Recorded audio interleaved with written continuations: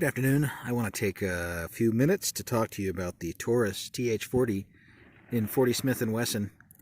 This is a semi-automatic pistol that functions very much like the 1911 platform without being a 1911. It's one of the budget semi-autos that's been very, very popular on the market since the COVID panic. And so these are kind of hard to find now, frankly. I'm glad I got mine when I did.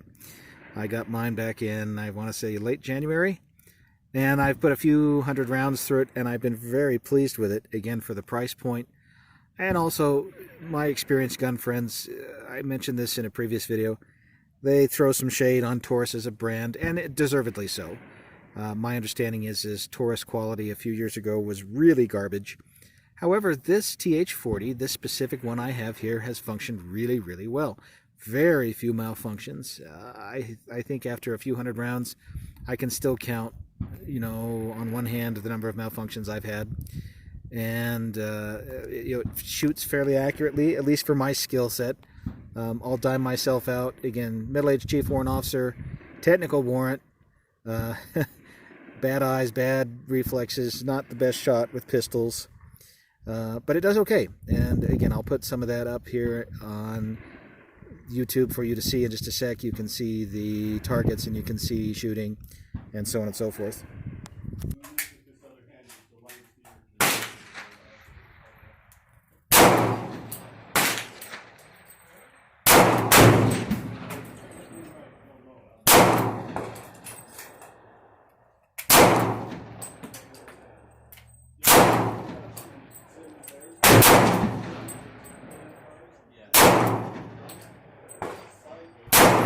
It's a nice semi-auto. You've got the metal slide up on top, you've got plastic down below, and functionality is fairly similar. If you've handled 1911s, very, very similar to 1911s. The slide release is in the same place.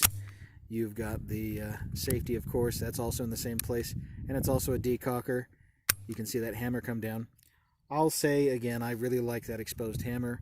I think it's just nice to have access to it. Striker fire is not bad. I'm not opposed to it, but I really like the exposed hammer. I've really, really enjoyed shooting this, and again, the functionality is very familiar to me, having used the 1911. Of course, some of the improvements are you've got Novak sights as opposed to GI sights.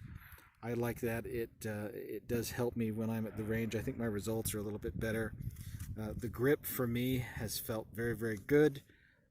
It's fashioned a teensy bit like an Army M9, which I've used in my military experience.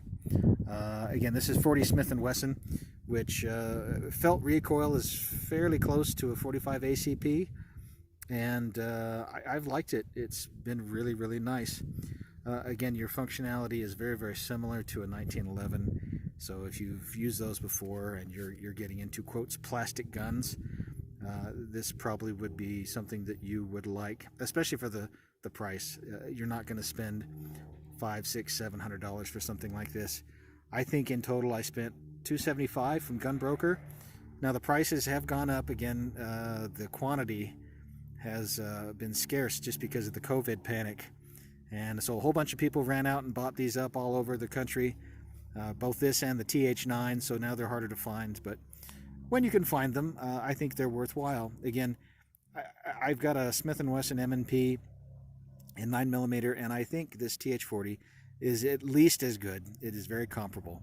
And in terms of comfort, I would liken it to my Rock Island 1911 GI. Again, everything has worked really well. I've liked the safety. The trigger has been good too. Yes, there is a little bit of, when it's cocked, you've got a little bit of slop in there, but that doesn't really bother me much. You can just pull it back until you can feel it touch, and then you actually have a really crisp trigger pull, just like that. So again, I've liked it a lot. Here, let's go ahead and put some of that shooting footage up here, and you can take a look at it.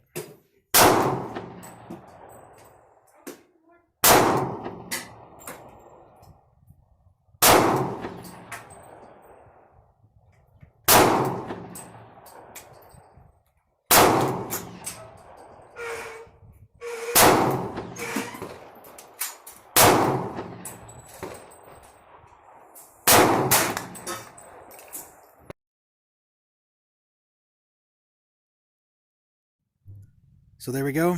Taurus TH40 semi-automatic in 40 Smith & Wesson. Like I said, you get the 2 mags that come with the purchase. You get the weapon itself. There's a little mag reloader because the springs on that are a little stiff when you get around 15 rounds. That's the capacity for the magazines themselves. Functionality, like I said before, is very, very similar to 1911. You've got a few improvements, of course, like the Novak sights. I find those a bit more useful than the GI sights on my Rock Island 5-inch in 45 ACP. But functionality very similar. Again, your slide release is in the same familiar place. Your safety is in the same familiar place. You've got an exposed hammer. And of course, you've got the decocker, which is very, very useful if you want to have a round in there and you want to do single action, double action. You can do that. Again, exposed trigger pull in double action, and then trigger pull in single action. So single action is a lot smoother. You've got a little bit of slop, but again, you can pull it right back and get good trigger pull. So I've liked the weapon. I would recommend it to people. I have been recommending it to people because, again, it surprised me for the quality. It's a lot better than Taurus was rumored to be able to produce. So I think they've upped their game in the last year or two, and this is the result. So thanks for watching, and I'll see you later.